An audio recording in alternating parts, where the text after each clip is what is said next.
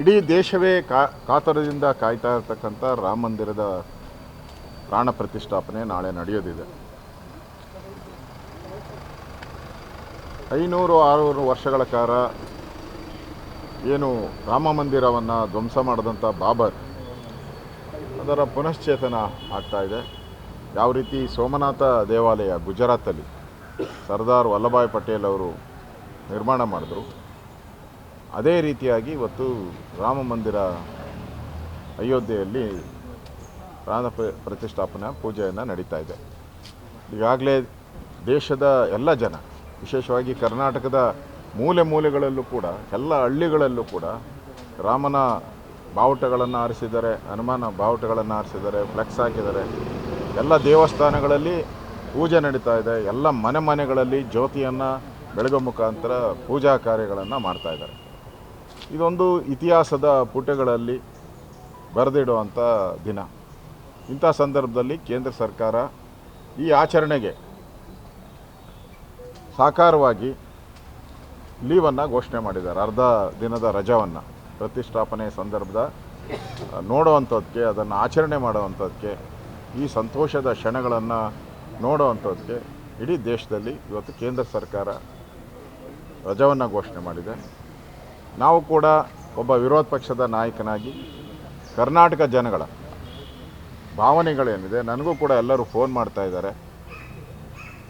ಇಲ್ಲೂ ಕೂಡ ಪೂಜೆ ಮತ್ತು ಆಚರಣೆ ಮಾಡೋಕ್ಕೋಸ್ಕರ ಅರ್ಧ ದಿನ ರಜಾವನ್ನು ಘೋಷಣೆ ಮಾಡಬೇಕು ಅಂಥೇಳಿ ಸಾರ್ವಜನಿಕರು, ಕನ್ನಡ ಅಭಿಮಾನಿಗಳು, ರಾಮನ ಅಭಿಮಾನಿಗಳು ಎಲ್ಲರೂ ಕೂಡ ಒತ್ತಡ ಮಾಡ್ತಾ ಇದ್ದಾರೆ, ಬೇಡಿಕೆ ಸಲ್ಲಿಸಿದ್ದಾರೆ.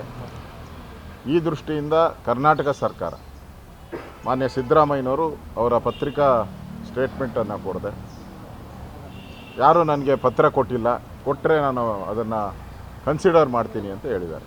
ಆ ದೃಷ್ಟಿಯಿಂದ ನಾವು ಈಗಾಗಲೇ ಡಿಮ್ಯಾಂಡ್ ಮಾಡಿದ್ದೀವಿ. ಅದರಿಂದ ಇವತ್ತು ನಾನು ಪತ್ರವನ್ನು ಕಳಿಸ್ಕೊಡ್ತಾ ಇದ್ದೀನಿ. ಆ ಪತ್ರ ಇಲ್ಲಿದೆ. ಪತ್ರವನ್ನು ಸನ್ಮಾನ್ಯ ಮುಖ್ಯಮಂತ್ರಿಗಳಿಗೆ, ಸಿದ್ದರಾಮಯ್ಯನವರಿಗೆ ಈ ಪತ್ರವನ್ನು ನಾನು ಕಳಿಸ್ತಾ ಇದ್ದೀನಿ ಅಫಿಷಿಯಲ್ ಆಗಿ. ಆ ದೃಷ್ಟಿಯಿಂದ ಯಾವುದೇ ರೀತಿ ಈ ಆಚರಣೆಗೆ ತೊಂದರೆ ಆಗದ ರೀತಿಯಾಗಿ ತಾವು ರಜಾವನ್ನು ಘೋಷಣೆ ಮಾಡೋ ಮುಖಾಂತರ ಹಿಂದೂಗಳ ಭಾವನೆಗೆ, ಹಿಂದೂಗಳ ಭಾವನೆ, ಹಿಂದೂಗಳ ಸಂಸ್ಕೃತಿ, ಹಿಂದೂಗಳ ಪರಂಪರೆ ಏನಿದೆ ಇದಕ್ಕೆ ಧಕ್ಕೆ ಬರದ ರೀತಿಯಾಗಿ ತಾವು ರಜೆಯನ್ನು ಘೋಷಣೆ ಮಾಡಬೇಕು. ಇದು ನಂದು ಒಬ್ಬಂದು ಅಭಿಪ್ರಾಯ ಅಲ್ಲ, ಇಡೀ ಕರ್ನಾಟಕದ ಮೂಲೆ ಮೂಲೆ ಇರುವಂಥ ಎಲ್ಲ ಹಿಂದೂಗಳ ಭಾವನೆಗೆ ನೀವು ಸ್ಪಂದಿಸೋ ರೀತಿ ಆಗುತ್ತೆ. ಅದರಿಂದ ಪತ್ರ ಕೇಳಿದ್ರಿ, ಪತ್ರ ಕೊಡ್ತೀನಿ. ಮುಂದೆ ಬಾಲ್ ನಿಮ್ಮ ಕೋರ್ಟಲ್ಲಿರಬೇಕು.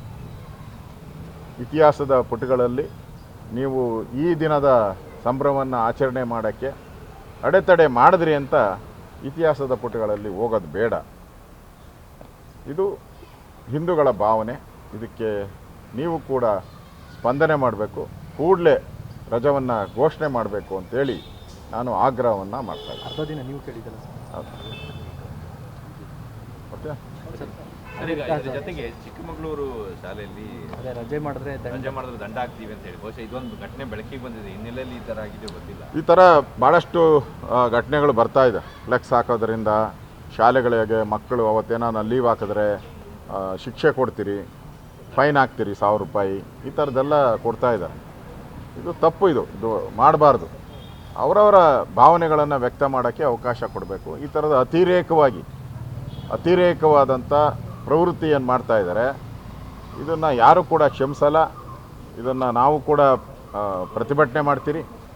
ಈ ಥರದ ಹೇಳಿಕೆಯನ್ನು ಕೊಡೋ ಮುಖಾಂತರ, ಈ ಥರ ಬೆದರಿಕೆ ಹಾಕೋರಿಗೆ ಸರಿಯಾದ ಪಾಠನೂ ಕೂಡ ಕಲಿಸ್ಬೇಕಾಗ್ತದೆ. ಮುಂದಿನ ದಿನಗಳಲ್ಲಿ ಯಾರು ಈ ಥರ ಮಾಡ್ತಾರೆ ಇವ್ರಿಗೆ ಸರಿಯಾದ ಪಾಠನೂ ಕೂಡ ಅಲ್ಲಿನ ಜನನೂ ಕೂಡ ಕಲಿಸ್ತಾರೆ. ಈಗಾಗಲೇ ಅಲ್ಲಿನ ಪೇರೆಂಟ್ಸ್ ಎಲ್ಲ ತಿರುಗಿ ಬಿದ್ದಿದ್ದಾರೆ.